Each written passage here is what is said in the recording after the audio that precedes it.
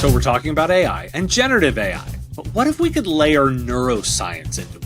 What is Neuro-AI and how might it affect the outcomes? I get to talk to Dr. A.K. Pradeep, who's a pioneer in this space, and he walks through how the technology works, how you can use it for innovation and new ideas, and how it can even help you with the patents. It's fantastic for small businesses, and we learn more on this bonus episode, The Business of Tech. Thread has declared death to the ticket. Did you know tickets date back to the 1800s? And customers hate tickets.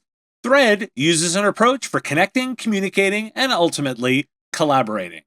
Thread allows people to come together around a topic. They can discuss and make decisions. They can share and invite the right people. The future of service is collaborative. Supercharge your service experience by seamlessly integrating AI and automation to meet your customers where they are, in Teams, Slack, and desktops, not in tickets. With instant updates to and from ConnectWise, Autotask, and Halo PSA, keep all communication in one place, where it should be, with people. Decrease time to resolution 30% with chat-based support by visiting getthread.com/MSP Radio to declare death to the ticket. Well, Dr. Pradeep, welcome to the show. Dave, thank you very much for having me here. It's a pleasure. So I am super excited to have you on because you've got something that was unusual to me, and I'm one of it who's been really trying to embrace understanding all the way generative AI works and the way we can apply it with various use cases across different markets. But you're coming up with it. You've proposed this idea, introduced this idea of Neuro-AI. Okay, walk me through what is that and how does it differ from a traditional generative AI? Well, it's very simple. Over the last decade, we have had tremendous progress in neuroscience that enables us to understand how consumers behave. Why do people buy what they buy? What messages persuade the human mind? All of these are exquisite work done by neuroscientists, people in market research, everything. Now, it is a pity and a crying shame if we took all those learnings, bundled them, and threw them away and said, ChatGPT, tell me what I should do. It seems to be ridiculous. So what is wonderful is if we could have building blocks. Think of Lego blocks. Gen AI is one Lego block. We honor the other Lego blocks and connect them together to build something powerful. So now, the same GPT algorithms, transformers, and ChatGPTs, when powered to the learnings of what motivates consumers, what persuades them and seduces them into buying and doing things, if you could blend it with generative AI, now it becomes useful for business. Otherwise, it's cute prose, but not particularly useful for business. So it gives consumers and marketeers confidence that whatever the algorithms come up with, they're not just informed by creativity, but they're informed through an understanding of human behavior as manifested through the progress in neuroscience. So bringing the lifeblood of commerce back into the algorithms of creativity is what we call Neuro-AI. It is neuroscience powering generative AI. Okay, that sounds really clever. And I want to make sure that I understand how it works because, as one who's been playing with the models, we have the base training models and then we can teach it more. We can make it an expert in our own business, our own customer base by giving it additional training data as it works. Is this as simple as adding neuroscience training data to it, or is it introducing another kind of learning to the back end? Help me walk through how this actually works in practice. So when you think about it, right, when you think how transformers that are trained work really well, the transformer produces an output. Then typically a human being looks at the output and says, oh, that's kind of cool and that's uncool. So the transformer says, oh, I will learn from what you found to be cool and uncool and trains itself. That's how the algorithms of today work. Now, when you think about it and you say, my God, I need to persuade a teenager and the algorithm comes up with some prose and then says, this is going to persuade a teenager. However, I don't know if you have teen children, Dave, but you will quickly realize never reason with a teenager. There's a learning for the teen brain. The teen brain processes everything not through the lens of reason, but through the lens of emotion, right? It's a neuroscience learning. Do we have to wait for 10,000 paragraphs to be generated by the algorithm and people say yay or nay for the algorithm to learn? Or can we say, excuse me, thousands of experiments have been run and there are learnings from what it is that persuades the teen brain? As an example, use the language of emotion, not of reason. Can the algorithm be pre-taught with that learning? Can these rules of neuroscience be embedded smartly in an algorithmic framework so that we don't have to go through the endless, tedious process of output, correction, learning? So the idea is that sometimes output, correction, and learning are good. Sometimes I don't need to know to touch a hot rod is going to be injurious for my skin. Excuse me, I could tell the algorithm that. So the idea of taking neuroscience insights and learnings and embedding them as part of an algorithmic framework is really how it is done. That's very clever, and I like the combination of that. Now we both know that most organizations are leveraging AI-based technology, be it generative AI, or if now we're trying to talk about Neuro-AI here. They're generally leveraging that by off-the-shelf products. I don't have an expectation that the majority of businesses around the world are building and training their own model. At best, they're taking a base model of some kind and then giving it access to the data. Now, I'm going to put aside for a moment the governance and data prep stuff that has to happen. Let's assume that's already happened. And for listeners, you've had plenty of interviews talking about how that's done. So let's assume that's done reasonably well.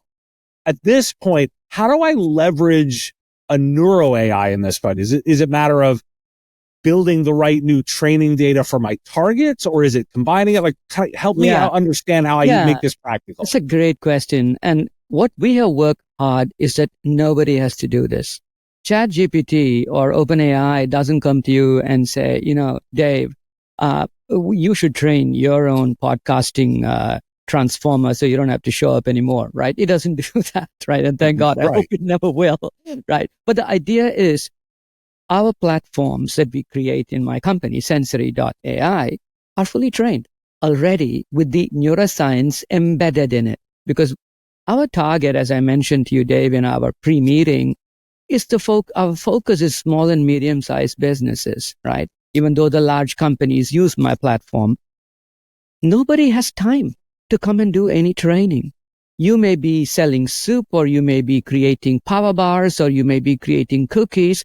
You just have enough time to manage your business. You do not have the time to go train a model into creating messaging or packaging or anything for you. So what we do is the neuroscience learnings, and again, they go by, cisgendered male brain, cisgendered female brains, brains between 40 and 50, teen brains over 50 to 60, above 60, all of them, the neuro rules are already embedded. You don't have to go reinvent a wheel, especially when you're running at 60 miles an hour. You don't have the time to reinvent a wheel. So our focus has been to build embedded platforms with all of the neuroscience learnings already embedded. So the amount of training you have to do is not really training, but guardrails. If you're in the soup business and you say, the kind of things I want to talk about are flavors and ingredients and freshness, you give some guardrails and automatically, knowing your audience, the system adjusts and automatically prepares for it. Or you may be a cookie maker and you may say, I really want to talk about the kind of cookies that we make that do not have, artificial ingredients, and they're super healthy, they're keto friendly.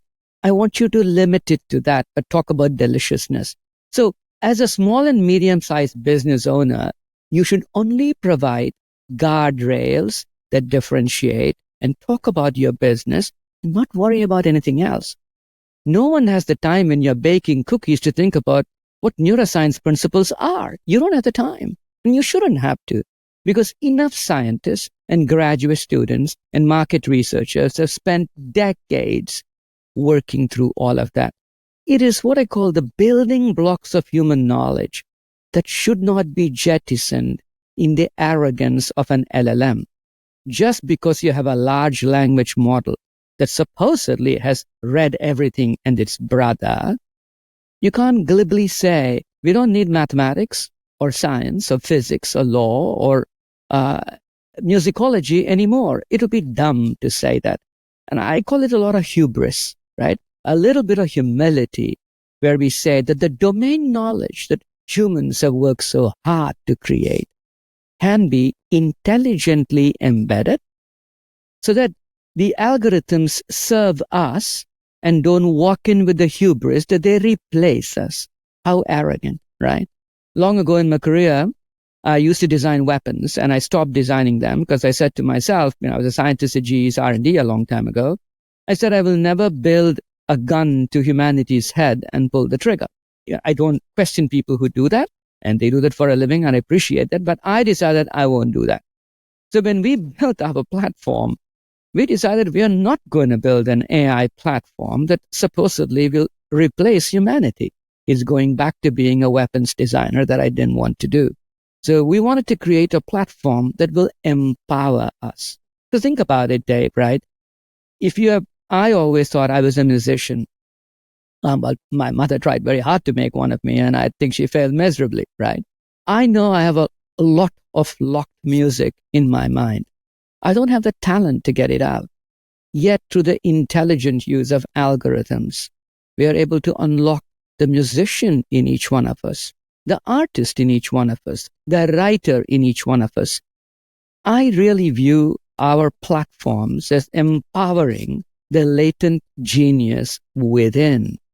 And so I don't want the mom and shop owner of a retail business or a small and medium-sized business to recreate the lessons of neuroscience. Please do what you're awesome at and how you want to disrupt and change and transform your little community and the world. The lessons of neuroscience that are important to you as you market and message and price and optimize your product, which you have never had time to do, now the platform will do for you, and therefore empowering you to be the differentiated business owner that you are. Well, your thinking is very similar to mine, because my experience so far, and significantly more limited, but the use cases where I apply particularly generative AI to make something better that's human created is where I'm having success and enhancing it and working it as a partner. Where I try and replace something, it's always weaker. Absolutely. Now, your conversation leads me to two key questions that I want to understand. It seems like one of the things you've done really well here, and I want to make sure I'm understanding this right, is all of the work of kind of profiling customers and creating customer personas and trying to design targets. That's what you're talking about neuroscience delivering, is if I'm trying to think about a typical buyer who is between 18 and 25, female, I can now work with an AI that is trained to speak that style of language, for lack of a better. Is that framing sensible? Am I missing detail? But it is one part of the story, right? Consumer understanding, deepening the consumer understanding, and therefore knowing how to evoke desire, how to price right, how to promote right, is one part of the story. The second part of the more interesting story is creating products for them. So yeah, your consumer is 18, is health conscious, is running around crazy. So what products do you create for them? Well, you created something. Can you extend it? Can you win their hearts and minds with it? What innovations should you create? So I have a little over 90 patents. So I am mostly a tinkerer. Like most of us, we are tinkerers. We just mess around with ideas and thoughts. So we took all of our innovative abilities and had our algorithms innovate, right? So, and that's where it is fabulous fun working with the algorithms to innovate, because we do some interesting things. Knowing the consumer and also knowing what their non-conscious needs are. Because you see, the big problem in market research, Dave, is this. You go to the consumer and you do focus groups and surveys. Tell me what you want. Tell me what you want. Steve Jobs used to say, yeah, don't ask your consumer what they want. They don't know what they want. However, when you show the consumer a fabulous product, they say, oh my God, thank you for making it. That's exactly what I wanted. But how could the consumer who could not articulate what they wanted somehow recognize what they needed? How funny is that? Well, that's because most of our decision making, 95% of it is in the non-conscious, right? We don't have a window into our non-conscious, and we have the world's largest collection of non-conscious data we look through for innovations. You may say, Pradeep, that's a very strange word. What is non-conscious data? Well, we'll get to that in a second. But the idea is looking through and finding what the unarticulated hidden needs of a consumer may be, and then figuring out what product innovations or even product positioning may help the consumer appreciate the product the small business made, right? As if you're a small and medium-sized business owner, you don't have hundreds of millions of dollars to go advertise. You just don't. On the other hand, if you strategically either extended your product a little bit, innovated a little bit, or strategically positioned your product a little differently, boom, everything clicks. And the consumer says, that's exactly what I needed. How did you know I needed that, right? So what we do, our algorithms innovate, but we do something very interesting when you innovate. So for instance, Dave, if you are in a company and let's say I report to you and you say, Pradeep, I want you to bring your team and innovate today on, food products, right? And then you say, by the way, I'm going to have a speaker to inspire you all. And you bring some speaker, from shoe polish or whatever it is going to talk about what they did. And then you say, okay, boys and girls, be inspired by the speaker and go innovate for me.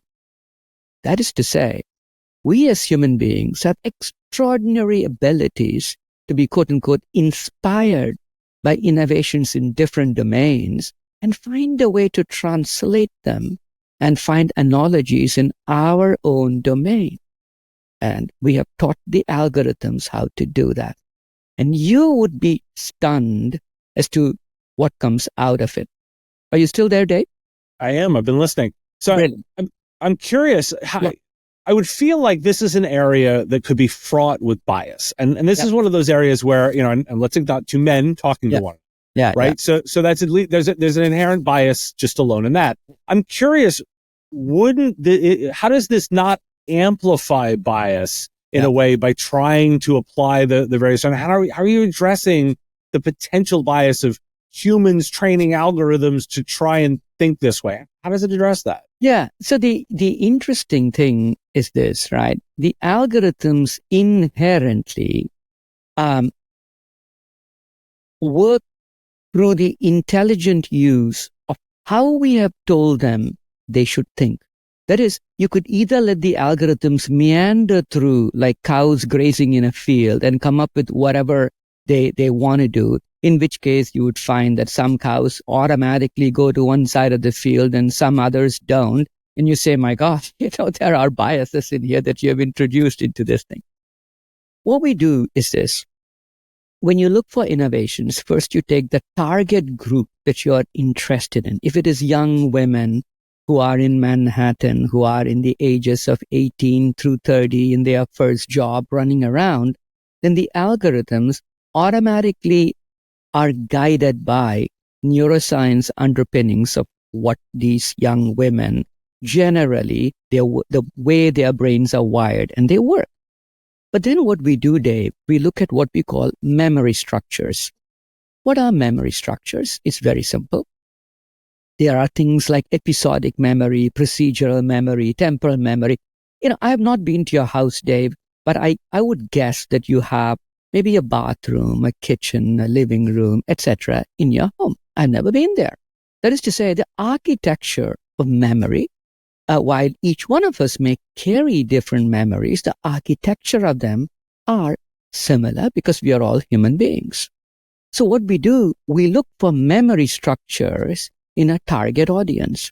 And if there is a young woman that typically loves to go to an Orange Theory or a yoga studio or whatever, some of what she desires, wants, needs, seeks may be governed by those places she visits, and non-consciously she's thinking about them as she runs through the day. So once you understand her memory structures, they guide the algorithms into starting to think about what may be her needs. So the funny thing is, algorithmically innovating, contrary to what we generally think, is more unbiased. It is not governed by what Dave or Pradeep think about what this young woman does needs and what she should want or should need, but rather it is more unbiased. It is the closest you would ever get to a champion of that particular demography. So the funny thing is, if we used AI right, it actually would be the most fabulous representative of the demography you seek and can actively walk away from biases that cause you to think what they may or may not need, right? Because we all impose our biases of what somebody may or may not need on what we innovate for them. And I would honestly say the $1 trillion shopper is a woman, $1 trillion shopper, yet most products for her are made by guys, messaging for her written by guys, marketing for her done by guys. What a crying shame, right? So you find that the use of generative AI can actually unbias a lot of things and make it a little closer to what the demographic wants. As an example of the innovation thing that I was talking to you about, a very large company's chief product officer was on the phone with me, and I was doing a demo of the platform. And he said, Pradeep, I'm going to give you a challenge. I want you to innovate in food products for me, right? Food products and packaging. And I said, great, I can have the algorithm run through it. Tell me what category that you wanted to be inspired by. He said, yeah, I'll give you a challenge. I want to be inspired by deodorants. So we thought, we'll have to innovate in food products and packaging, but we need to be inspired by deodorants. Now, I am a creative guy, but I don't know what these algorithms are going to come up with in real time, right? And there was no backing off this demo, and he's sitting there, and we are hitting the keystroke. The algorithm comes back with a food package with an outside scratch and sniff thing, where if you open the flap, it will smell like the food when it is fully prepared. And he was stunned, because so far in the world of food packages, prepared food, etc., we only showcase delicious food on the cover, right? On the package. It's mouth-watering good, we will say. But in the gustatory complex in the brain, flavor and fragrance are related. And that is why during COVID, when you couldn't smell the food, you didn't taste anything, right? So if you can smell the prepared food on a flap on the outside of the food package, your mind already is thinking about, oh my God, how delicious would it be to eat it, right? I was stunned as well. And this is where the working with the algorithms is just gorgeous. Because as creative people, I love the way you said that you found greater pleasure in working with it, not in trying to have it replace you. And I fully concur. As a creative sidekick, an aide, a guide, an apprentice, or just a co-worker, it's extraordinary what we are able to do. And it just opens up our mind. And it's just a fabulous thing. And I really believe that large companies, they have hundreds of employees sitting around thinking of how they could innovate. Small companies don't. Medium-sized businesses don't. And in addition, think about this. Let's say you're a small and medium-sized business and you have come up with a lovely innovation. The first thing as a CEO, you worry, will somebody copy it? Will a big company run away with it when I put it in the marketplace? So we have created something that automatically generates a provisional patent, right? So anytime you innovate, it automatically generates a provisional patent along with claims. The whole kit and caboodle. So you could take it to a paralegal or somebody who is cost effective, and they can dust it up a little bit and get it submitted. For small businesses, you can't afford to pay $25,000 every time you submit a patent. On the other hand, if you can get all the way there and just get the last bit dusted up and made professional, you get a chance to protect your IP. You do it cost effectively. And instead of just generating content factories, you generate IP factories. And a small business can suddenly protect itself and its innovations. Well, you have given me an incredible use case to end on, so that is exactly where I want to wrap it. Dr. A.K. Pradeep is a pioneer in the field of consumer neuroscience and the CEO of Sensory.ai, where he blends neuroscience with generative AI to help global brands unlock the power of the non-conscious mind. With over 90 patents and a track record of transforming how businesses connect with consumer, Dr. Pradeep's insights redefine the future of AI-driven marketing and innovation. Dr. Pradeep, if people are interested in getting more information, where can they go? Two places, Pradeep at Sensory.ai, Pradeep at Sensory.ai, or you could just buy my book, Neuro-AI, on Amazon. There it is. The easiest way to do so. Well, thanks so much for joining me today. My pleasure, Dave. My pleasure. Thank you very much. Cheers. Today's episode is supported by CoreView. Your customers need your Microsoft 365 expertise, and CoreView has the only M365 management platform designed for MSPs. Manage hundreds of tenants, automate manual tasks, and monitor compliance, all while intelligently comparing to the baseline. With a no-code control approach, CoreView revolutionizes your Microsoft 365 administration. This powerful platform enables automatic reporting and remediation, ensuring optimal performance and security. The best part?